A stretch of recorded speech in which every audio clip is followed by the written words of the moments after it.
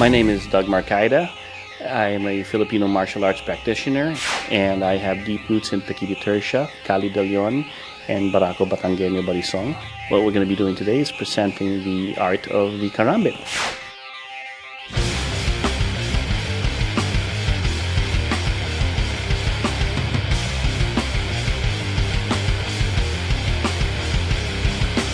I got started with initially with Omar Hakim when I saw Pequiti Tercia. I learned the other facets of Pequiti through Bill McGrath and Tom Bizio before graduating on to Grand Tuhan Leo Gahe, the head of the system. I also have roots with Cali de Leon under Master Guru Jun de Leon, and the Barako Batangueño, which is not really a system but more of a philosophy of training, through Tito Jun Saludo. And these are the three main Holy Trinity, I call them, of my teachers.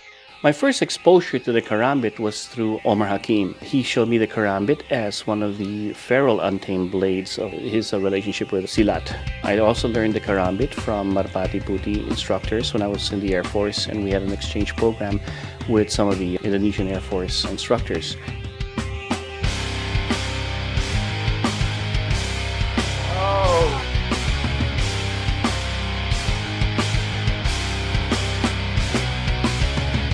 Most martial arts styles that I've seen use the karambit are from Southeast Asia. The countries of Indonesia and Malaysia practice silat. In the Philippines, the karambit is called as sanggot, or used as a farming tool rather than a particular weapon. But when introduced to me by my teachers, we started looking at the karambit as a curved weapon blade. So it really complements the Filipino martial arts in terms of the knife as a curved blade with the different attributes of controlling because of the curve, but you still have the puncturing, you still have the lacerating, you still have the impact use of the karambit. When you capture, to cut. See? Cut. It's the sharpness of that, right? The design of the karambit is once again made to mimic the claws or the tooth of some animals.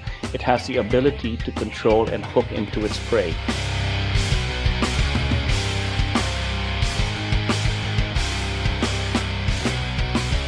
Most karambits, the traditional ones, are double-edged, and you can slash with the weapon on the inside part of the karambit or the outside part of the karambit. It has the ability to puncture because of the point. Some karambits like this has also another point on the edge, so on the drawback can also puncture. Other karambits have the ability on this side to act as impact when they're hitting with it, but in other versions of it also put another point so they can thrust with it on the top side of the knuckle. So the karambits are very versatile in its use, and in modern day use you will find that the karambit has been transferred from a fixed blade into what they have now as a folder version of the karambit, where the karambit can be kept legal in use by the ability to have it folded, ease of carry. It stays legal because it is not double-edged. In this particular model here that we're using here, that we're presenting. So this is the modern use of the karambit as you can find nowadays as a folder. One of the features of the karambit is that it does have its finger ring in here. And a lot of people believe that in times of stress, the hands may open up and drop the blade. So in straight blades, the ability of that is missing. Whereas in the karambit, you have that. Break that pinky.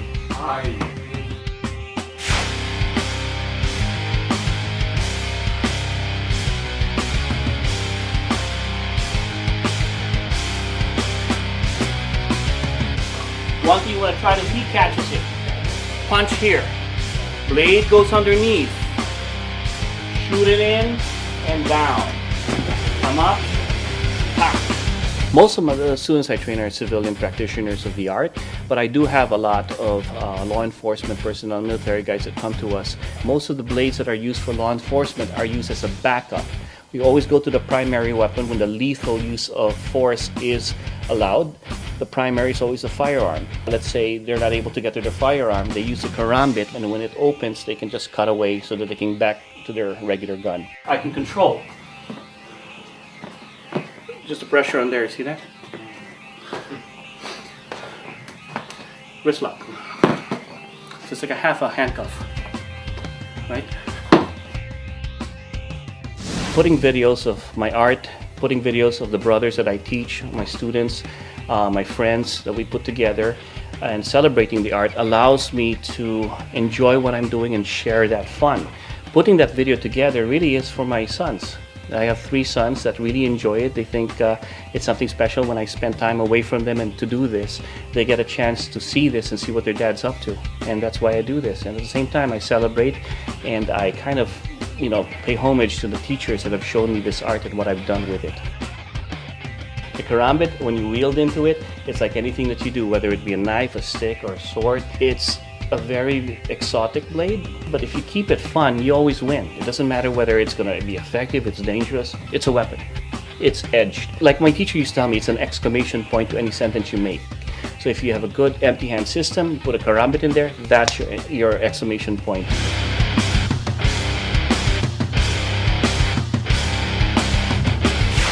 You're watching Inside Martial Arts.